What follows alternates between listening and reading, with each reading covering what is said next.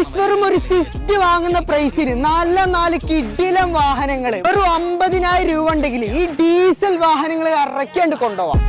Malabar boys from the south side, kicking down doors you cannot hide.